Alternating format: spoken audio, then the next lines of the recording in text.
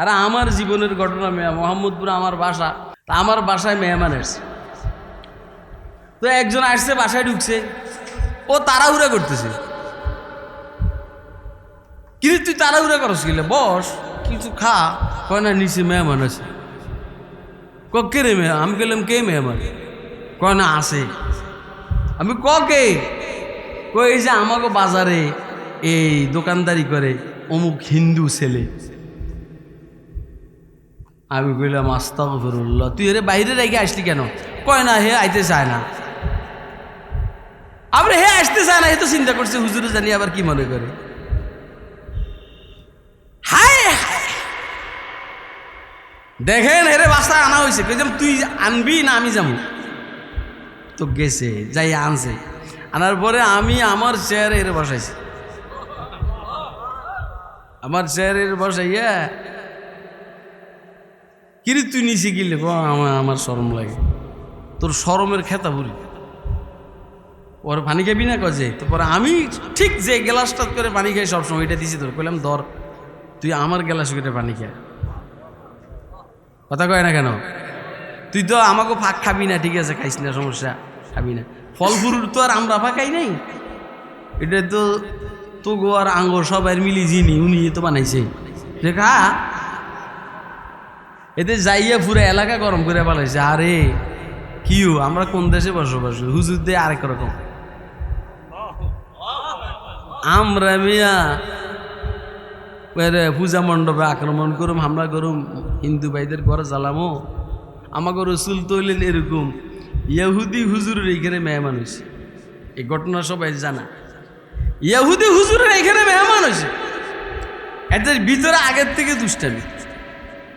Tight করে খাইছে, tight করে খাইছে। হুজুর ম্যাম সিট টিট বিছিয়ে দিয়েছেন, শোয়ার ব্যবস্থা করছেন। এতে রাত্রে হাগু করে দিছে। হাগুটা ওই বিছানায়, যেই বিছানা হুজুর রেডি করে দিছে, এই বিছানা হাগু করে দিছে। কথা শুনতেছেন নি? এটা আপনারা জানেন না, সব কথা কি আপনাদের জানার বাইরে আমি পারবো? তো এইটাও শুনেন না, মজার কথা না, একদম সব শেষ করে বলেছে। এই শরমে সুবে বুইটা অন্ধকার থাকতে থাকতে চলে গেছে। যাইতে নিজের জরুরি আসবাবের মধ্যে একটা বিশেষ করে তরবারি রেখে গেছে। হুজুর এসে দেখেন যে আরে মেহমান তো নাই, আর বিছনা তো এককারই সর্বনাশ। আল্লাহু আকবার। নিজের হাতে পরিষ্কার করতে আসেন, নিজের হাতে পরিষ্কার করতেছেন। আর ইহুদি এখন তো তরবারি তো জরুরি, এটার লেগে যেন আসে দেখে যে নিজের হুজুর ওর মল ত্যাগ করা বিছানাকে নিজের হাতে পরিষ্কার করতে আসে। ইহুদি বলে, আরে মোহাম্মদ, আমাকে ধর্মীয় গুরুরা আমাদেরকে মিসগাইড করেছে, মিসগাইড। তুমি নাকি খুব খারাপ, অন্ধেই তোমার মতো মানুষ হয় না। তুমি যে দাওয়াত দিতেছ আমারও দাও, সেটা আমি গ্রহণ করলাম। আপনারা বলেন যে রসুল এমন, সেই রসুলের উত্তরসূরি যারা উম্মতের ওলামায়ে কেরাম, এরা কারো পূজা মণ্ডপে আক্রমণ করতে পারে? এজন্য আমরা বলবো, যারা আক্রমণ করছে এদেরকে বিচার বিভাগীয় তদন্তের মাধ্যমে আরো যারা আছে এদেরকে গ্রেফতার করবেন, এবং এর পিছনে কলকাঠি যারা নাড়ায় এদেরকেও গ্রেফতার করার জন্য জোর দাবি জানাইতে আছে। আপনারা জানেন আমার ওয়াজ বুঝেন? বুঝেন, পশুটা বুঝেন। কে কে বুঝতেছেন? তো হাতে দেন। ঘটনা ঘটায় এক গ্রুপে, আসামি করে আরেক গ্রুপে। আরে কথা কয় না? ঘটনা ঘটায় এক গ্রুপে, আসামি করে আরেক গ্রুপে। কালাবতু মাশারিকাল আরদি ওয়া মাগারিবাহা ফালাম আরা আহাদান হাসানা ওয়া আজমালা ওয়া আশরাফা মিন মুহাম্মাদির রাসূলিল্লাহি সাল্লাল্লাহু আলাইহি ওয়াসাল্লাম। আরে হুজুর শরীফ ছিলেন, শরীফ বলেন না, কি ছিলেন? ভদ্র ছিলেন। ভদ্র, কি পরিমাণের ভদ্র! সুবহানাল্লাহ। মাররা নবী সাল্লাল্লাহু আলাইহি ওয়াসাল্লাম আলা গিলমানিন ফাসাল্লামা আলাইহিম। গোলামদের পাশ দিয়ে যান, সমাজের তৃতীয় শ্রেণীর লোকদের পাশ দিয়ে যান, তাদেরকে হুজুর সালাম দেন। আমরা কিন্তু নেতারা আমাদের ড্রাইভারদেরকে সালাম দেই না। আর নেতারা নির্বাচনের পরে যখন পাশ করে তখন আর এলাকাবাসীকে সালাম দেয় না, তখন এরকম করে টাটা দেয়। উদ্দেশ্য হইল আমি পাশ হয়ে গেছি, তোকে আর দরকার নেই। কথা কয় না কেন? আবার পাশ করার আগে বলে পাশ করার পাশ করার পরে আর দরকার নেই। আবার নির্বাচন আইতে আছে, আবার আইতে এই যে কইছেন না দরকার নাই, দরকার আছে মিয়া। আর কথা কয় না, দরকার আছে, আইতে হইব। এই জন্য এখন থেকে সালাম দেওয়া আরম্ভ করে। হুজুর আকরাম সাল্লাল্লাহু আলাইহি সাল্লামের ভদ্রতার কথা বলছি। ফাসাল্লাম মাররান নবী সাল্লাল্লাহু আলাইহি সাল্লাম আলা গিলমানিন ফাসাল্লাম আলাইহিম, গোলাম অথবা ছোট ছোট বাচ্চা সালাম। শরাফত আর ভদ্রতা। ইউসাল্লিমুস সাগীরু আলাল কাবীর, এটা আরেক কথা। এটা অন কইলে আমরা আবার বুঝবেন না। এটা হলো হাদিসের তাআরুজ। দফে তাআরুজ করতে গেলে আপনারা বিপদে পড়বেন।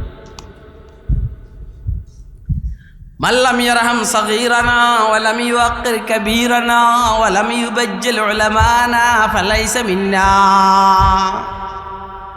হুজুর বলেন যে ছোটদেরকে স্নেহ করে না, যে বড়দেরকে সম্মান করে না, যে উম্মতের উলামায়ে কেরামকে মুহাব্বতের সহিত তাজিম করে না, সে আমার উম্মত না। কইলে সমস্যা, কইলে বাপে মারি খায়, কইলে মায়ে মারি খায়, না বললে বাপে হারাম খায়। বললে মায়ে মারি খায়, না বললে বাপে হারাম খায়। আবারও তর্জমা করতে আসি, হুজুর বলছেন যে ছোটকে স্নেহ করে না, বড়কে সম্মান করে না, উম্মতের উলামায়ে কেরামকে মুহাব্বতের সহিত তাজিম করে না, সে আমার উম্মত না। অতএব উম্মতুল উলামায়ে কেরামের তাজিমের বিরোধী যেই কোনো কাজকে পরিহার করতে হবে। আরে কথা কয় না, উম্মতুল উলামায়ে কেরামের তাজিমের পরিপন্থী যেই কোনো কাজকে পরিহার করতে হবে। বুঝছেন নি কথা? মুখে যায় না বলা, ইশারাতে বুঝে নাও, চোখে চোখ রেখে যাও, যদি পারো বুঝে নাও।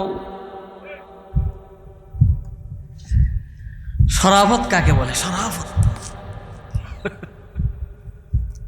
হুজুরের বয়স 25 বছর, খাদিজাতুল কুবরা রাদিয়াল্লাহু তাআলা আনহার বয়স 40 বছর। তো বৃদ্ধা মহিলা একটা, এইটারে খাদিজাতুল কুবরা রাদিয়াল্লাহু আনহা বলছেন, কই গো, বিবাহের জন্য তো অনেকে প্রস্তাব দেয়, আমি বিবাহ যে বসুম কার কাছে? আল্লাহর বন্দা একটা তো আমার সয়েজ হয়ে গেছে। কারে সয়েজ হয়েছে? কমো তুই এটা গোপন রাখবি? কায় মোহাম্মদ ইবনে আব্দুল্লাহ রে। এখন তো বিপদ হয়ে গেছে। ওর 25 বছর বয়স, আমার 40 বছর, কিন্তু আমার তো পছন্দ হয়ে গেছে। আল্লাহ এখন তুমি যদি নাকি কোনো সিস্টেম করতে পারো, তোমার বান্ডিল দিব, বান্ডিল।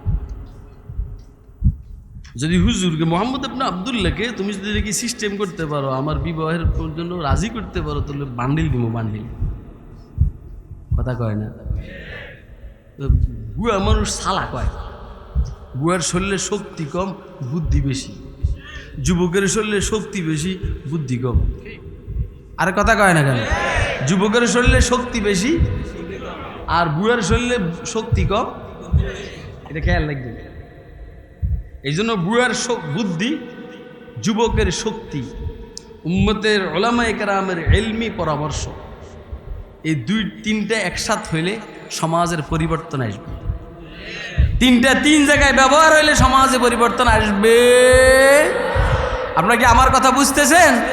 এখন আমাকেও যুবকদের মধ্যে কয়েক ভাগ, বুয়া কেউ আমেরিকা, কেউ রাশিয়া, কেউ কেউ চীন, কেউ জাপান, সব বুয়া মুসলমান যদি মদিনাপন্থী হইতো তাহলে দেশে ইসলামের হুকুমত কায়েম হয়ে যেত।